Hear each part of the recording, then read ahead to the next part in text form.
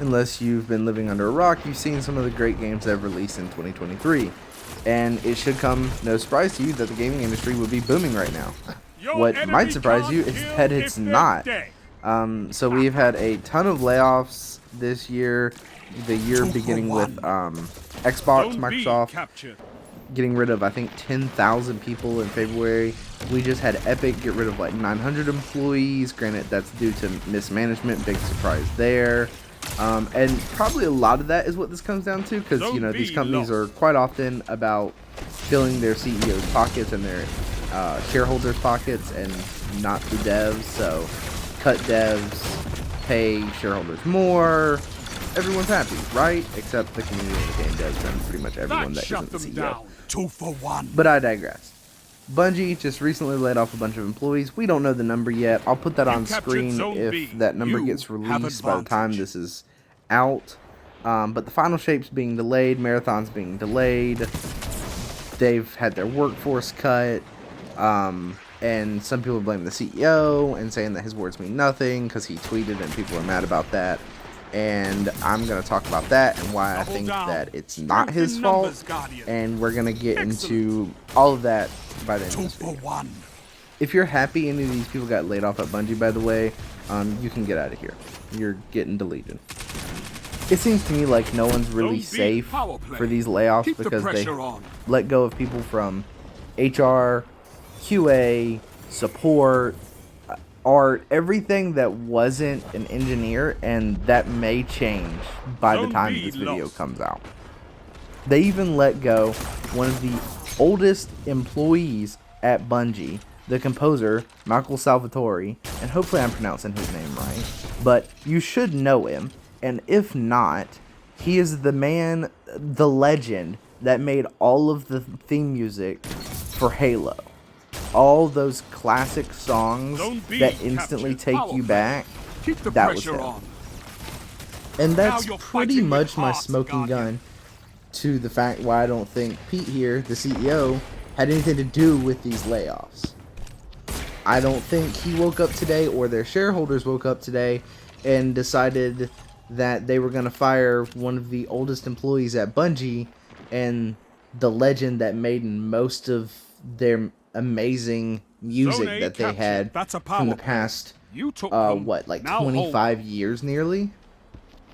If you know me or you've been around a bit, you know that I hate Sony, and I pretty much blame them for everything that's been going wrong at Bungie since their acquisition of the studio. You can check out either of these two videos on screen, but it pretty much boils down to, I think Sony has had Bungie's balls in a vice grip since their acquisition, and I think that something must have happened. I feel like Bungie probably hasn't made enough money this quarter, so they told them to make cuts, and in turn they had to delay Lightfall and Marathon because they have less people. Some people are saying that they are letting people go at Bungie because of the delay. I think it's the opposite. I think because of the delay, they're not going to be able to ship any of that stuff on time. So they need more time, so they've pushed it back. And if not, then this delay is an extension of a delay we were going to receive already. So either we were originally looking at a February release, but it was going to get pushed back to March or April, and then the layoffs happened, and it got pushed until June. This isn't confirmed yet. Maybe it is by the time I actually release this, but you get my point. And this goes back to them being purchased during Season of the Haunted, and then Bungie said later that year that everything's on a 6-month basis. They have basically 2 seasons done at a time. So by the time Haunted was done, they were already done with the next season and finishing up the next season. So Plunder was finished, already made by the time Sony would have purchased them, and then we have Season of the Seraph almost done by this point. I think the devs and the people at Bungie really do care about Destiny. I think that that's kind of hard to see right now, and after that state of the game, it would also be hard to see. But I think that the difference is the state of the game, I think, was a move on Bungie's part to make Sony act on the bad publicity so they could get the help that they knew that they needed a while ago, and they got it. They got what they wanted, which was what we wanted. So I think that was purely strategic on Bungie's part. I think they care about the game, or else Joe wouldn't have made those changes that he did, or Bungie wouldn't have made those changes that Joe said that they did. And I think that's purely because of the bad publicity, and I think it was purely a stunt on Sony. And part of me is worried that Sony called them on that, and that's the repercussions is all of this. Now, that part is purely speculation. So is, I guess, Bungie trying to use bad publicity against Sony is purely speculation. But the game didn't get bad until Sony bought them. And I feel like the Bungie devs who play Destiny wouldn't want to kill the game that they play. And now to me, it kind of sounds like Destiny's gonna die. Like, they just killed a bunch of the dev team. We have no idea how many. It could be as few as 10 per group. But Bungie's not even a large studio, so if you knock 10 people from 10 different, say, sections or teams, that's gonna be a lot of people. That Bungie has like what, 1,500 people, so that's gonna be 100 people. That's a good amount of people from a small studio like that. Like, that's a good percentage. It's not a lot of people in the grand scheme of things, but that's 100 people that just lost their safety net, their security, that's gonna struggle to be able to fucking pay their bills and feed their family. And yeah, it's horrible. So I don't think Bungie would do that to their people. I really think that was a Sony move, because Sony are the most tone-deaf company that has ever existed. They literally never listen to their community or anybody, really. Remember when we couldn't get crossplay because Sony was basically holding crossplay hostage on PlayStation and didn't want PlayStation to be able to play and required devs to pay a fee for crossplay to be enabled? Or how about when the Microsoft went up against the FTC and it really seemed like they were very pro Sony? That's a power play. Like, you took them, now hold we don't think that maybe Sony had something to do with that. And yeah, some of this is conspiracy or a stretch.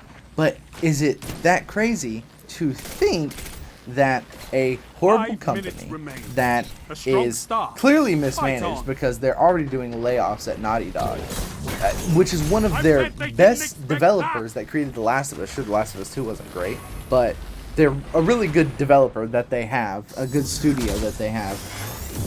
Why would they be letting those people go unless for poor financial decisions overall? So basically, Sony spent too much money this year.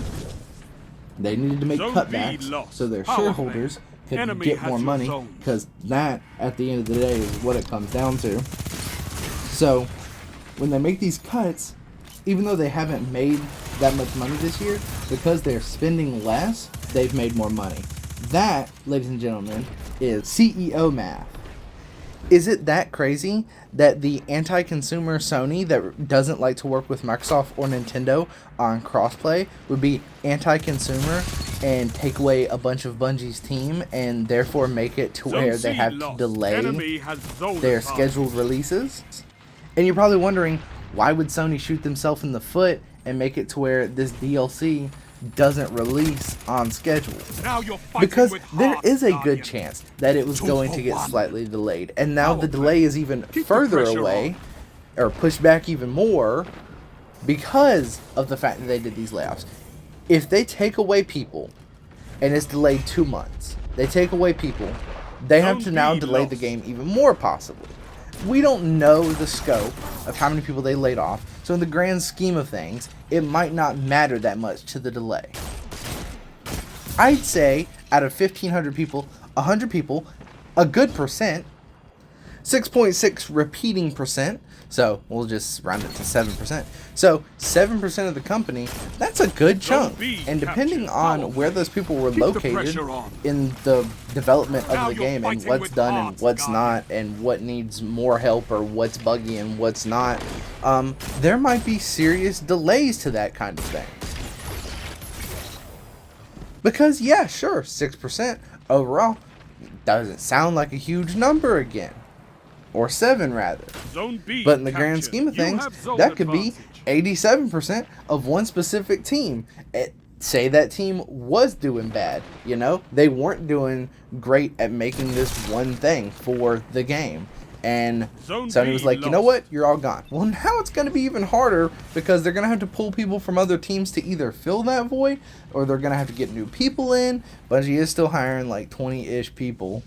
But at the end of the day, there's less people on that team, so now they need more help. And like I said, we have the 2-season thing. It's very clear that the 2-season method is still in effect. DMG released this tweet that talks about poor management, and I really think at the end of the day, this is kind of what this boils down to, and it really seems like it is poor management. But you know, we can't really get DMG to clarify because he's probably on an NDA and stuff if that management is at Sony or at Bungie. And it's to me, it seems like it would be Sony. And I know some people would argue and say that it is Bungie because, you know, we have had some bad actors at Bungie. That's very clear with some of these suits, with how people were treated in the company. But to me, I don't think Bungie would have decided to fire, or let go rather, Michael Salvatore. I don't think they would have done that. I think that was a Sony call because he probably gets paid a lot of money because he's really good at his job. So I think Sony would have let him go so they could make that number bigger because big number make monkey happy. And that's all shareholders care about. So if DMG wants to clarify, I'd love to hear it. Absolutely love to talk to him, know what it means, but I know he can't. You also have to remember that DMG left close to 6 months, 2 seasons, or announced his leaving and left 6 months to 2 seasons after Sony's purchase of the studio. Yeah, I know what happened with DMG in real life, where the person harassed him and stalked him and whatnot. And I'm sure that had something to do with his leaving, because I'm sure he doesn't want to have to worry about his family's safety or his safety while working at a game studio because some video game nerd got their feelings hurt. But I think it'd be safe to say that with DMG's tweet about management, that probably wasn't the only reason that he left. Whether it was Bungie or Sony, like I said, we'll never really know unless at some point DMG is allowed to talk about it. But I think DMG is a stand-up guy and wouldn't do that to the people at Bungie because I feel like it's probably Sony and he probably wouldn't want to get anyone in trouble.